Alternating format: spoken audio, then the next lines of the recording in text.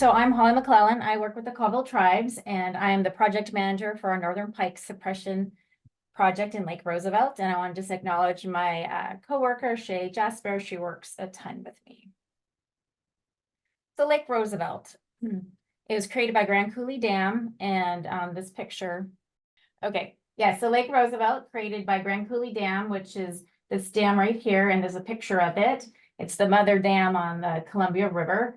It is 240 kilometers long. It backs up the Columbia River all the way up to the Canadian border and beyond. Below Grand Coulee Dam is Chief Joseph Dam, which you can see this yellow arrow here, and that's the upper extent where anadromous fish can currently reach. Historically, they used to be able to go all the way to Canada, of course, but right now that's where they're at. The fishery in Lake Roosevelt is co-managed by the Colville Tribes, and the reservation's highlighted in green here, and the Spokane Tribe of Indians. Their reservation is highlighted in yellow over here along the Spokane River, and then the Washington Department of Fish and Wildlife. So together, the three of us manage the fishery. And our goal is to provide fishing opportunities in the reservoir while protecting native fishes.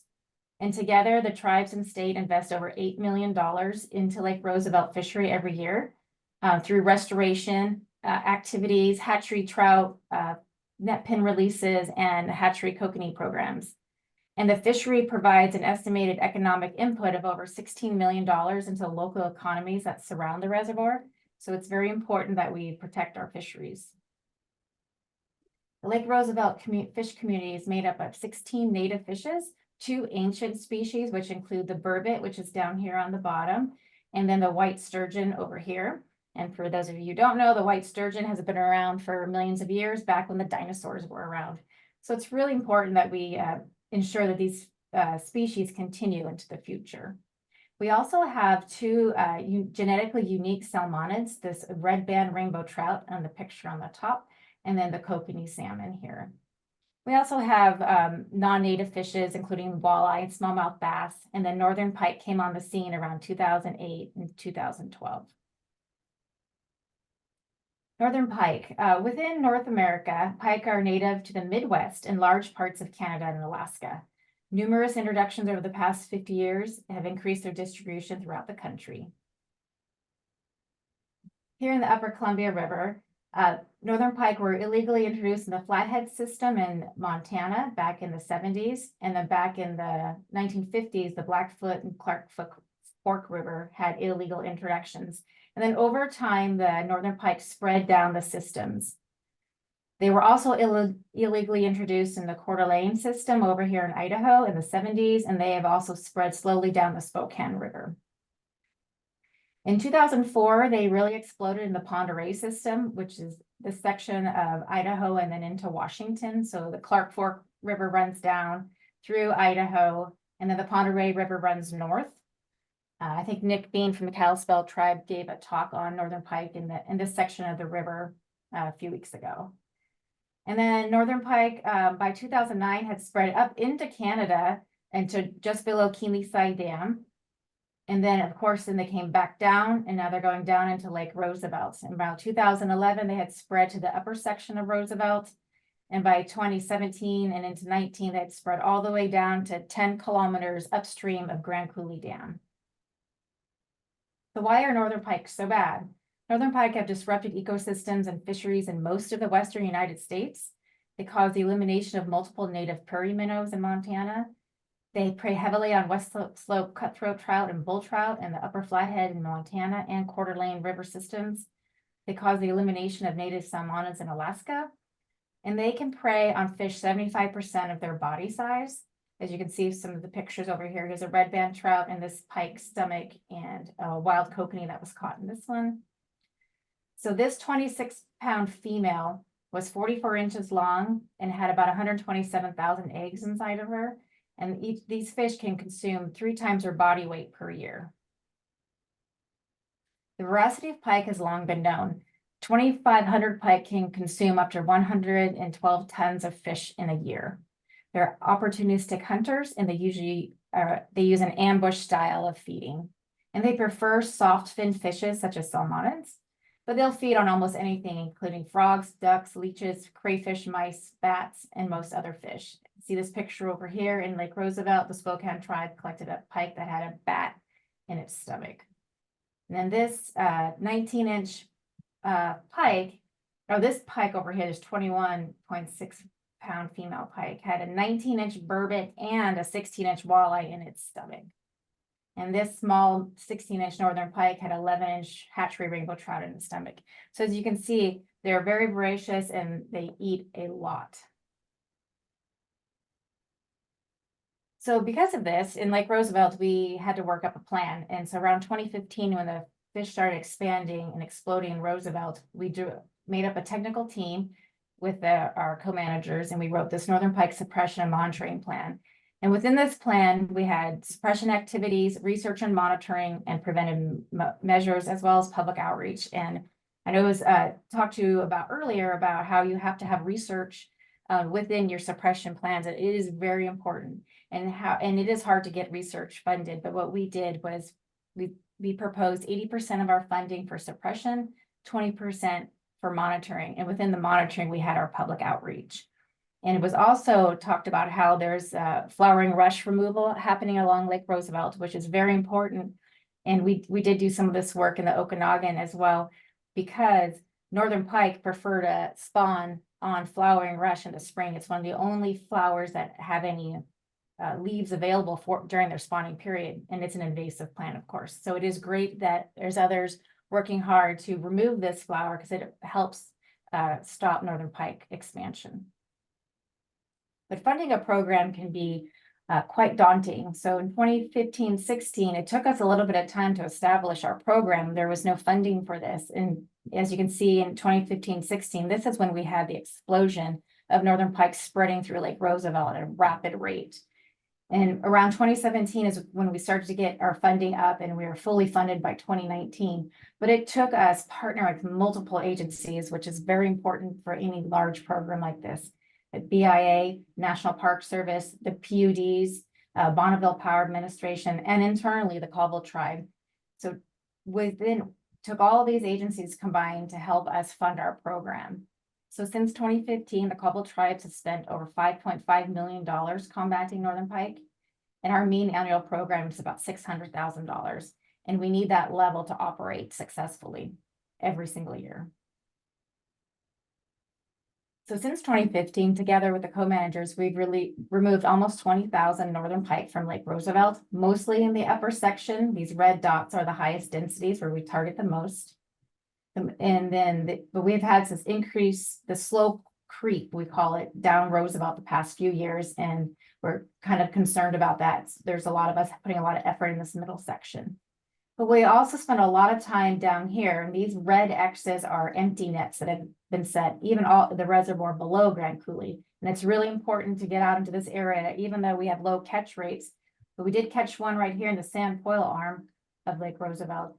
So there's fish always filtering down, and we spent a lot of time down here below our population to try and capture anything coming down the river. And Northern Pike have exceptional growth. 10 millimeters per week post-hatch in June, and they're already 130 millimeters by September when they just hatched in June. Very fast growth rates for a fish. But with our program, we've had some success. In 2017, we were capturing about 3 Northern Pike per gill net, and now we've reduced that to less than 0.2 Northern Pike per gill net. And it's because all of us together are working to remove all these year classes, and we're crashing the population.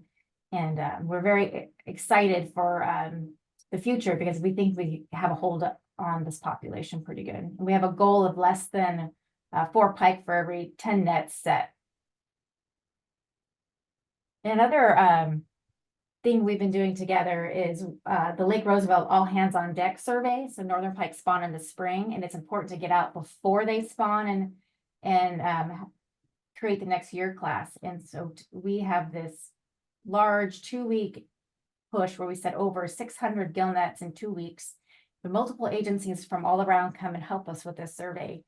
And so the Colvilles and Spokanes, of course, the Kalispel Tribe, WDFW, the PUDs, Bureau of Indian Affairs helps fund this, and the Park Service and Bureau of Reclamation all send staff out on our boats to help us remove these fish. And so this is a large female who's about to spawn, who has over 140,000 eggs. And if we remove this fish before she can spawn, it will help reduce the next year classes. And this is what an egg skein in a northern pike looks like. And so over the years, we've been able to reduce that catch per net down to 0.2 as well. And then another important thing I think we've done is to try to engage the public. There are a lot of anglers out there, a lot of people on the water every day. They're a great resource. And for the most part, anglers really care about their fisheries and they want to be a part of it. So this is the way we thought we can have them help us remove these fish with a reward program. So we offer $10 for every northern pike head provided, and we put them in freezers that are located at the boat launches so the pike stay frozen until staff can collect them. But we do limit it to 59 fish per angler. And this reduces the bad players, if you would want to call them, who would want to maybe move pike into their own pond on their property and grow them and try and take advantage of this opportunity. And some people want to make a living off of reward programs. And we're not interested in that. We don't want to encourage people to move fish around. And so with this limit, I think it discourages bad players for doing anything we don't want them to do, like move fish around. And every year this trend is decreasing how much money we give out, but it's also matching what our catch rates are. So we think this is another example of how we're having a positive effect and our data is accurate. It's all trending down. And then the public outreach is super important. I think there's a lot of misinformation on social media with what we're doing out there. And it's important to have these signs out there. There's similar messaging all over the Upper Columbia River to get the information out for what we're doing, to engage the children. And we let these kids, we did Fish Fest, which was put on by the National Park Service and Lake Roosevelt.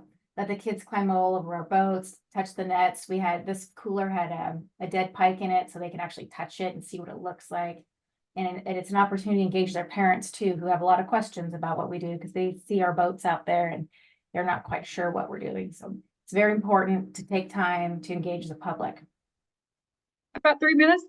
Gotcha. Okay. And so we also do monitoring, which is not only suppression, we have to monitor what you're doing. And eDNA is a great tool. Well, it's not perfect. It has its limitations, but it's a great tool and an inexpensive tool to monitor large areas. So we go all the way down to Okanagan, all the way up by the Canadian border. We've been able to identify spawning locations with this tool. And so as you can see in the spring, we identify them spawning the Kettle River. In the spring, the fall, they've moved out.